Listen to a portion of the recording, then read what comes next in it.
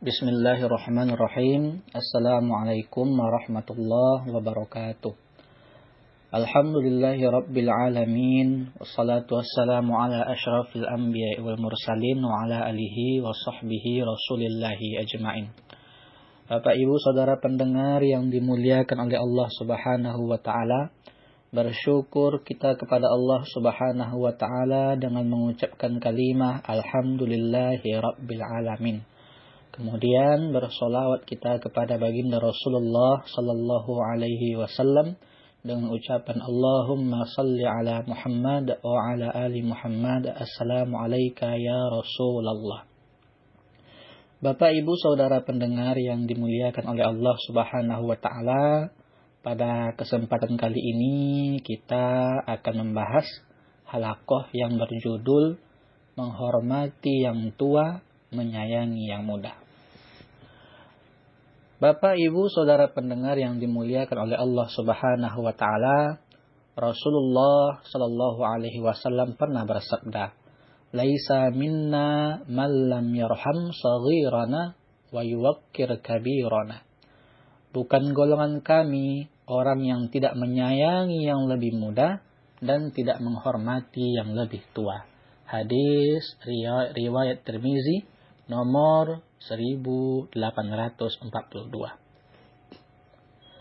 Bapak Ibu saudara pendengar yang dimuliakan oleh Allah Subhanahu wa taala, hadis ini menerangkan tentang adab ataupun sopan santun dalam Islam ketika kita bergaul dengan anak muda ataupun orang tua yang masing-masingnya memiliki hak yang pantas diberikan baginya. Terhadap yang lebih tua, maka hendaklah kita menghormati dan memuliakannya, karena mereka memiliki keutamaan. Adapun terhadap yang lebih muda, maka hendaklah kita menyayangi dan lemah lembut kepadanya, karena pada diri yang lebih muda, akal dan ilmunya masih kurang.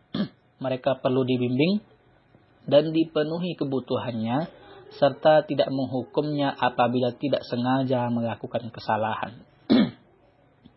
Demikianlah Islam mengajarkan akhlak mulia, saling menghormati dan menyayangi antara sesama muslim yang membuahkan rasa persaudaraan dan persatuan di antara kaum muslimin. Bapak Ibu saudara pendengar yang dimuliakan oleh Allah Subhanahu wa taala, di antara bentuk menghormati orang tua adalah yang pertama, yaitu mendahulukan orang yang lebih tua dalam berbicara. Mengapa mendahulukan orang yang lebih tua dalam berbicara? Karena di samping dalam rangka menghormati kedudukan mereka, biasanya orang yang lebih tua lebih bagus dalam berbicara dibandingkan yang lebih muda.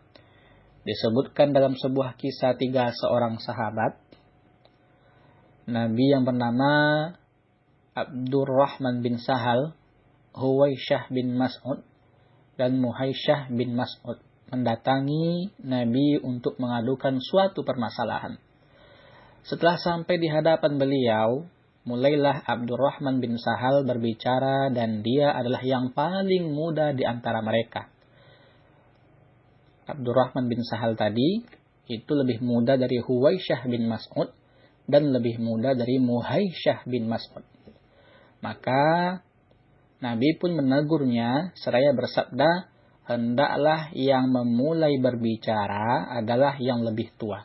Hadis riwayat Al-Bukhari nomor 5677. Bapak Ibu saudara pendengar yang dimuliakan oleh Allah Subhanahu wa taala, kapankah yang lebih muda diperbolehkan untuk berbicara di hadapan yang lebih tua? Nah, maka untuk menjawab ini, Al-Imam Al-Bukhari dalam kitab Al-Adabul Mufrad membuat sebuah bab. Apabila yang lebih tua tidak berbicara, apakah boleh bagi yang lebih muda berbicara? Maka kemudian beliau menyebutkan sebuah kisah dari Abdullah bin Umar. Suatu hari Rasulullah menyampaikan sebuah teka-teki kepada para sahabat. Kata Rasul, beritahukanlah kepadaku tentang suatu pohon yang permisalannya seperti seorang muslim. Pohon tersebut mengeluarkan sebuah buah setiap waktu dan tidak menggugurkan daunnya dengan seizin Rabbnya. Abdullah bin Umar berkata, dalam hatiku terbesit bahwa itu jawabannya adalah pohon kurma. Namun aku enggan untuk berbicara karena di sana ada Abu Bakar dan Umar yang lebih tua darinya. Ketika Abu Bakar dan Umar tidak menjawab, maka Rasulullah pun memberikan jawaban. Jawabannya, kata Rasul, itu adalah pohon kurma. Lalu ketika Abdullah bin Umar keluar dari majelis bersama ayahnya, dia pun berkata, "Wahai ayahku, tadi terbesit dalam hatiku bahwa itu adalah pohon kurma," jawabannya. Lalu Umar bertanya, "Apa yang menghalangimu untuk menjawabnya? Kalau seandainya engkau menjawabnya, maka yang demikian ini lebih aku senangi daripada harta terbaik yang aku miliki."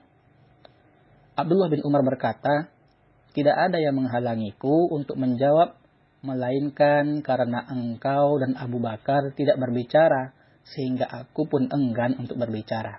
Hadis riwayat Bukhari nomor 360.